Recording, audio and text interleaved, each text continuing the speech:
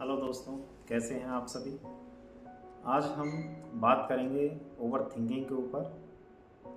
हमारी लाइफ में over thinking हम लोग क्यों करते हैं और इसका हमारे जीवन पर क्या प्रभाव है, इन चीज़ों को जानते हैं। और जानने के बाद में हम कुछ टेक्निक सीखेंगे जिसके बेस पर हम अपनी ओवर थिंकिंग को कम कर सकते हैं और फाइनली उसको ख़त्म भी कर सकते हैं। तो आइए पहले जानते हैं कि ओवर थिंकिंग एक्चुअल में है क्या और क्या हमारे ऊपर ये इफेक्ट लेकर के आती है। तो देखिए, ओवर थिंकिंग की बात करी जाए तो जब भी हम लोग ओवर थिंकिंग किसी विचार को बार बार सोचते हैं, हम किसी भी चीज़ को विश्लेषण, हमें ऐसा लगता है कि हम किसी चीज़ का क्या कर रहे हैं, किसी बात को लेकर के उसका विश्लेषण कर रहे हैं और लगातार किसी भी समस्या पे सोच रहे हैं। हम यहाँ पर किसी भी सॉल्यूशन पर नहीं पहुँच रहे हैं। कोई भी समस्या है, प्रॉब्लम है, तो उसके समाधान पर नहीं पहुँचते हैं, बट उसके बारे में लगातार सोचते ज़रूर रहते हैं। और कहीं ना कहीं हमारे माइंड में हमें ये फील होता है कि हम उस प्रॉब्लम को लेकर के कुछ ना कुछ कर रहे हैं, बट ये हमारे माइंड का एक तरह से मिथ हो जाता है और ये प्रोसेस एक लंबे समय तक चलती रहती है। अब प्रॉब्लम यहाँ पर ये होती है कि जब हम इस कंडीशन में बहुत लंबे समय तक चलते हैं तो होता ये है कि एक फेयर हमारे मस्तिष्क में आ जाता है, क्योंकि हम प्रोक्रास्टिनेशन के शिकार हो जाते हैं। कुछ काम, जो समस्या है वो भी हमसे सॉल्व नहीं हो रही होती है और हमारा टाइम बहुत ज़्यादा स्पेंड होता है फालतू चीज़ों, जिसकी वजह से हमारे माइंड में एक फेयर बन जाता है, हम एंजाइटी में पहुंच जाते हैं। अब जब इस सिचुएशन में हम लोग आ जाते हैं, अब प्रोसेस स्टार्ट होती है कि ये हमारे शरीर पर और हमारे मस्तिष्क पर क्या प्रभाव डालेगी। तो देखिए, जब भी हम लोग ओवर थिंकिंग के प्रोसेस में रहते हैं तो हमारा जो हाइपोथैलेमस है, पिट्यूटरी ग्लैंड और हमारा एड्रिनल जो ग्लैंड है, ये कॉर्टिसोल नाम का हार्मोन्स को रिलीज करना स्टार्ट कर देता है।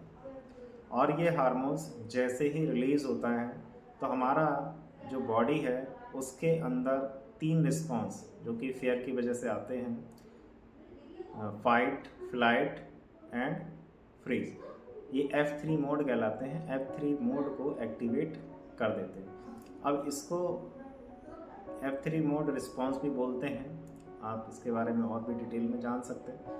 तो होगा ये है कि हमारे बॉडी के अंदर कॉर्टिसोल हार्मोन्स का लेवल बहुत ज़्यादा बढ़ जाता है और जिसकी वजह से हम बहुत सारी बीमारियों से इफेक्टेड हो जाते हैं। और भी बहुत सारे इश्यूज हमें हो सकते हैं, होते ही हैं हमारी लाइफ में, जैसे कि हार्ट की प्रॉब्लम जो है ओवर थिंकिंग की वजह से ज़्यादातर होती है।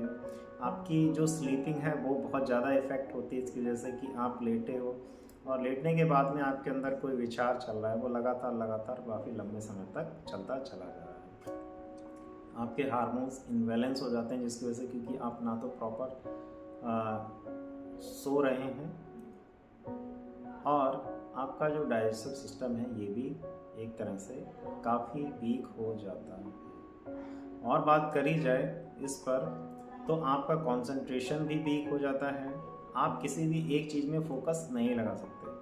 आपकी मेमोरी पर ये पूरा बहुत ज़्यादा इफेक्ट डालता है। आपके साथ में कुछ घटनाएं होंगी या किसी ने कुछ कहा, आपको बहुत छोटी सी चीज़ें याद नहीं रहेगी, आप उन सब चीज़ों को भूल जाएंगे।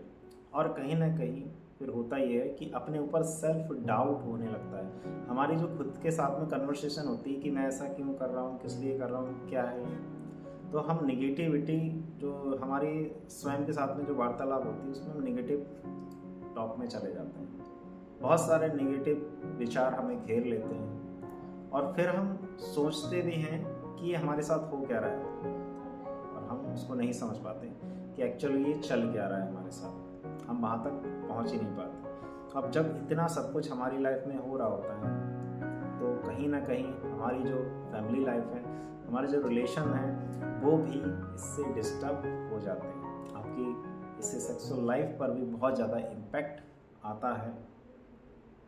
वीकनेस अब आपके अंदर बहुत ज़्यादा बनी रहेगी। प्रोक्रास्टिनेशन के आप शिकार हो जाते हैं, क्योंकि जब आप देखते हो कि कोई प्रॉब्लम है और सोच के आपको लगता है कि मैं इसका समाधान निकाल रहा हूँ, तो कहीं ना कहीं कुछ इम्पोर्टेंट काम होते हैं उनको आप क्या करते हो, डिले करते हो, छोड़ देते हो। और बहुत सारे लोग इसी कंडीशन में ओवर थिंकिंग की वजह से ड्रग्स या अल्कोहल एडिक्ट भी हो जाते हैं, क्योंकि उन्हें ये सबसे आसान तरीका लगता है कि जब हम अल्कोहल या ड्रग्स किसी तरह से ले लेते हैं तो हमारा जो माइंड है वो उसके अंदर से डोपामीन हार्मोन्स रिलीज होना स्टार्ट हो जाता है, और जिसकी वजह से उनको रिलैक्स फील होता है। और इसी तरह से बार बार करने से आपका जो ओवर थिंकिंग प्रोसेस है, आप किसी भी बैड हैबिट्स के शिकार में आसानी से आ सकते हैं। अब आप कोशिश तो बहुत सारी करते हैं कि चल क्या रहा है मेरे साथ में, मुझे कुछ भी समझ में नहीं आ रहा है, बट आप वहाँ तक नहीं पहुँच पाते। तो हमारी हर एक लाइफ को देखा जाए ये इफ़ेक्ट करता है, हमारी लाइफ के हर एक पार्ट को ये इफ़ेक्ट करता है ओवर थिंकिंग। ठीक है, ओवर थिंकिंग करना किसी चीज़ के लिए गलत नहीं है, बट हमें ये देखना होगा कि ओवर थिंकिंग हम लोग क्यों कर रहे हैं, किस लिए कर रहे हैं। एक अनफोकस्ड माइंड ही ओवर थिंकिंग करता है,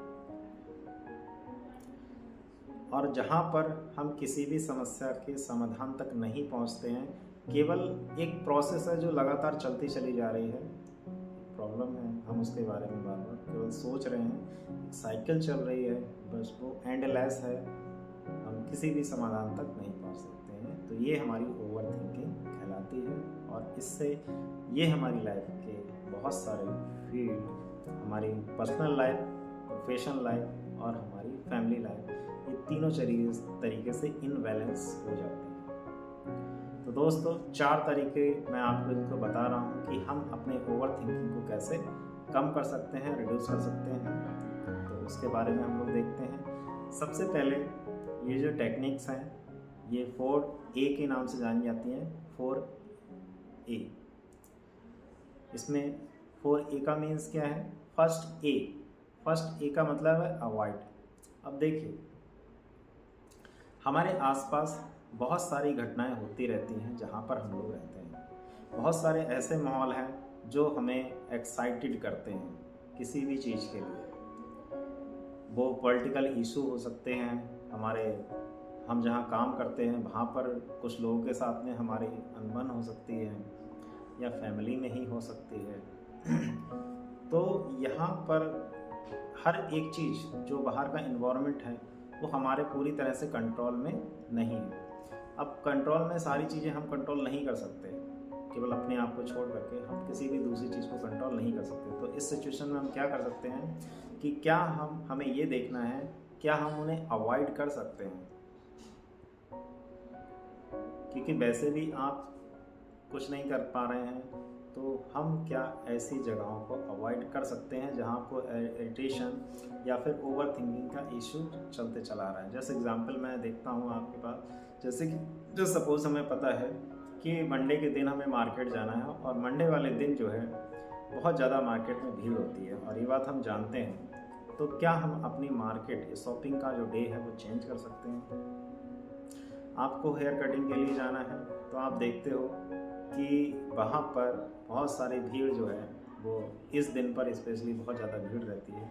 तो हम उस दिन न जाकर के किसी दूसरे दिन जाएं, किसी और टाइम में जाएं, ताकि आपका वो टाइम बच सके।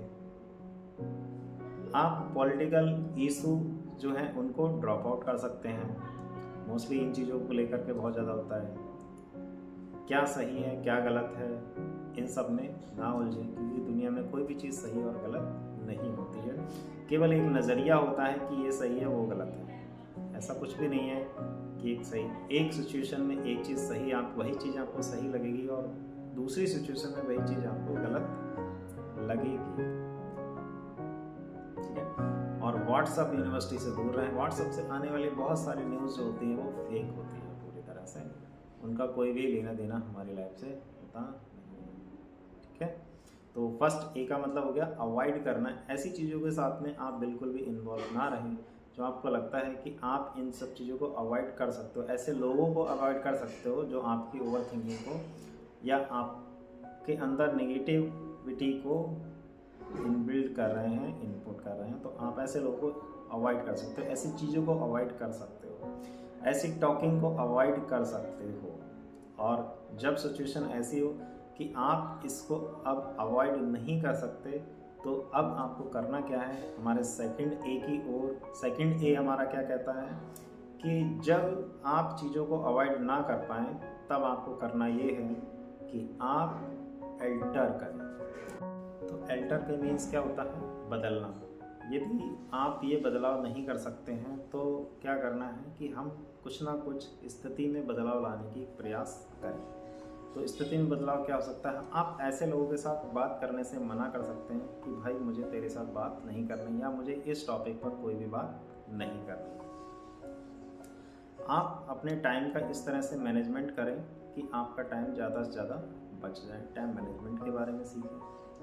और दूसरा आप क्या कर सकते हैं कि ना कहने की आदत को इनबिल्ट करें अपने अंदर। जस्ट सपोज आपके पास कोई आपकी बाइक लेने आया है और आपको पता है कि यार ये जब भी बाइक लेकर गया है मेरा पूरा तेल ख़त्म कर देता है, या फिर ये कहीं ना कहीं ठोक पीट के उसको लाता है, तो सीधा सा है। और उसके बाद में आप चीज़ भी अपनी उसको दे देते हैं, उसके बाद में आप उस पर बार बार क्या कर रहे हैं, विचार कर रहे हैं, आपकी ओवर थिंकिंग बढ़ती चली जा रही है, तो इससे कोई भी फ़ायदा मिलने वाला नहीं है। देखिए यहाँ पर मैं आपको एक स्पिरिचुअल कॉन्सेप्ट ज़रूर देना चाहूँगा कि जस्ट सपोज आपने किसी की हेल्प करी है और आपका मन नहीं था अपनी उस चीज़ को उसको देने का। अब देने के बाद में अगर जो आप उस चीज़ के बारे में सोच रहे हैं कि मैंने क्यों दी, मुझे नहीं देना चाहिए था, ये व्यक्ति ऐसा है वैसा है, तो वैसे भी आपने जो भी हेल्प करी है उसकी, वो आपके राइट कर्मा में जाकर के ऐड नहीं होगी। क्योंकि हमारे द्वारा किया गया कोई भी जो काम है, हमारा व्यवहार है या फिर हमारी बोलचाल है, इससे हमारे कर्म नहीं बनते हैं। हमारे कर्म बनते हैं उसके पीछे छुपे हुए जो हमारी इंटेंशन है, जो हमारी भावनाएं हैं, उनसे हमारे कर्मों का निर्माण होता है। तो उस तरह से मान लीजिए कि आपने किसी तरह से कोई हेल्प करी है और उसके बाद में आप उसके बारे में निगेटिव सोच रहे हो, तो ये एक तरह से आपका बैड कर्म में जा रहा है। तो इसलिए आपको लगता है कि मैं इसको मना मुझे करना चाहिए, तो आप कर दीजिए, ये आपका राइट डिसीजन होगा। ओके, तो आई होप आप इतना समझ गए होंगे।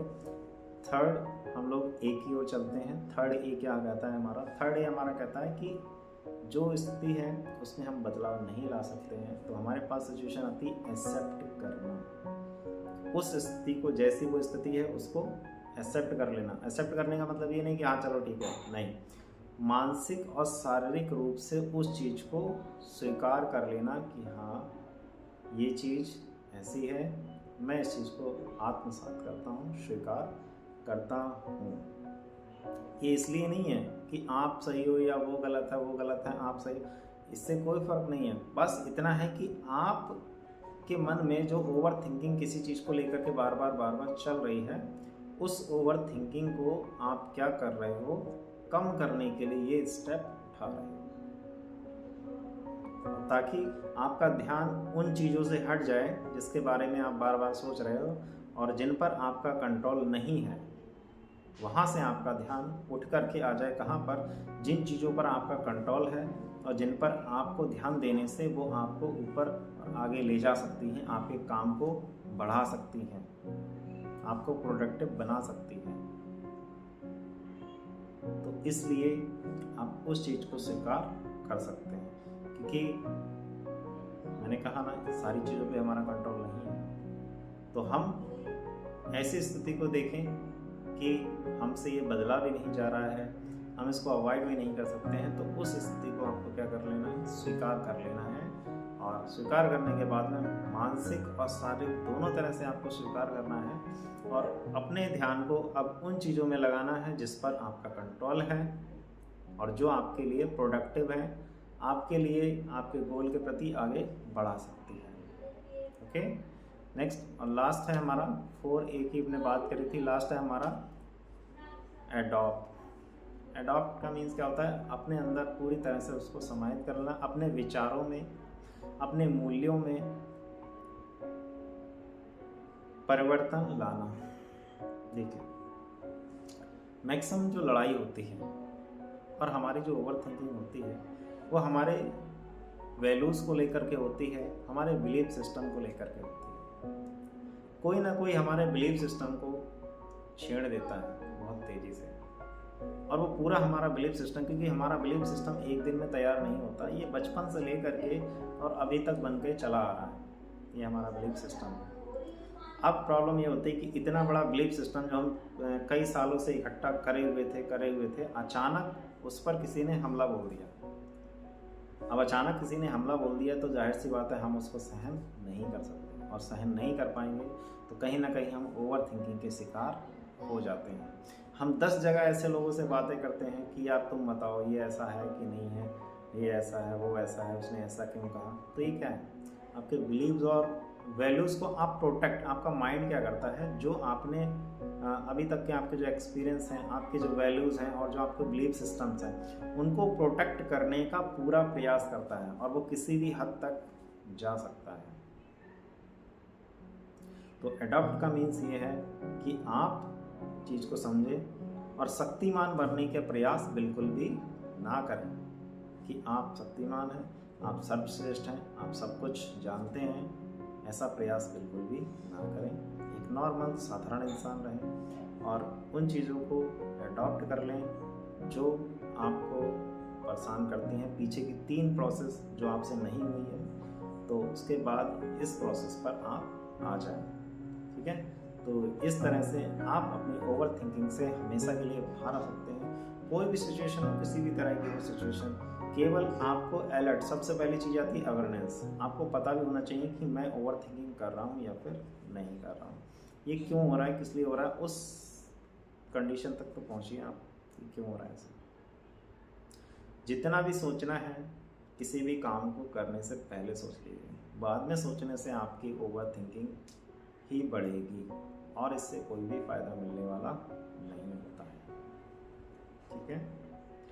ओवर थिंकिंग, जस्ट सपोज हम ऐसे और समझ सकते हैं इसको कि मुझे यहाँ इस डिस्ट्रिक्ट से किसी दूसरे डिस्ट्रिक्ट में जाना है और मैंने बस को सेलेक्ट किया है। हालांकि मेरे पास ऑप्शन बाइक का भी था, बट मैंने बस से सेलेक्ट किया। अब प्रॉब्लम ये है कि वो बस जाकर के कहीं ट्रैफिक में फंस गई है।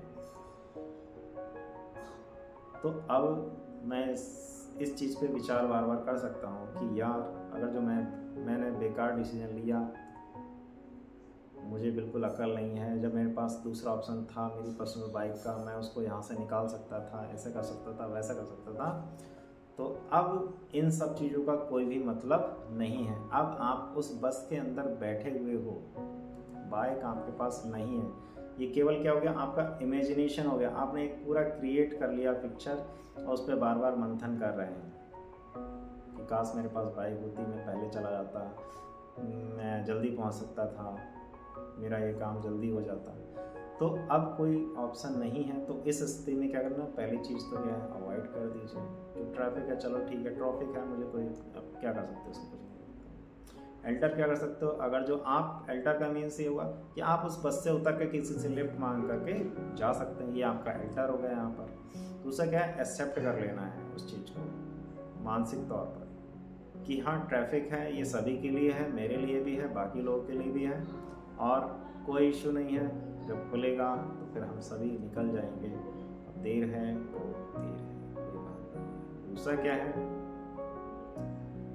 एडॉप्ट कर लेना, अपने विचारों में, मूल्यों में परिवर्तन करके ले आना है, और आप इस तरह से अपनी लाइफ को ओवर थिंकिंग से पूरी तरह से बचा सकते हैं और एक हेल्दी लाइफ को एंजॉय कर सकते हैं। तो ये ओवर थिंकिंग का प्रोसेस है।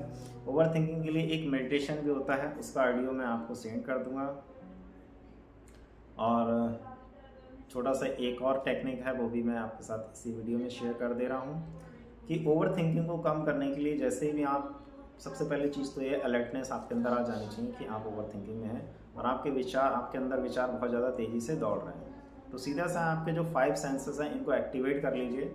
मीन्स मैं यहाँ पर जैसे कि बैठा हुआ हूँ और मुझे ओवर थिंकिंग, मुझे देखा है कि हाँ बहुत ज़्यादा विचार चल रहे हैं, मैं बार बार सोच रहा हूँ। तो सबसे पहले क्या है कि मैं अपने 5 सेंसेस को एक्टिव करूँ। 5 सेंसेस को एक्टिव करने का मतलब क्या है कि इस रूम में जो भी सारी चीज़ें हैं मैं इधर देखता हूँ, अलर्ट होकर के ये चीज़ कहाँ पर, कौन सी, किस तरह से रखी हुई है। दूसरा क्या होगा कि इस रूम का टेम्परेचर क्या है, ठंडा है, गर्म है, हवा चल रही है, जो हवा चल रही है पंखे की वो मेरी स्किन से टच हो रही है कि नहीं हो रही है, क्या है ये, मुझे किसी तरह से स्मेल आ रही है क्या, मैंने उसको आवाज़ें कहाँ कहाँ से आ रही हैं, किस तरह की आवाज़ें आ रही हैं, मेरे मुंह में टेस्ट किस तरह का है। तो ये क्या हो गया आपका, एक तरह से आपने अपने 5 सेंसेस को एक्टिव कर लिया, और इनको एक्टिव करने के बाद में आप देखोगे कि आप जिस ओवर थिंकिंग में जा रहे थे डेप्थ में, आप वहाँ से बाहर आ गए हैं, और अब आप ओवर थिंकिंग से आउट ऑफ रेंज हैं, और बिल्कुल आप इससे अपनी लाइफ को चेंज कर सकते हैं। और आगे इसी तरह की वीडियो जानने के लिए, इन्फॉर्मेटिव, अपने माइंड, अपनी हेल्थ के बारे में जानने के लिए आप हमें फॉलो कर सकते हैं, हमारे चैनल को सब्सक्राइब कर सकते हैं। Thank you for watching and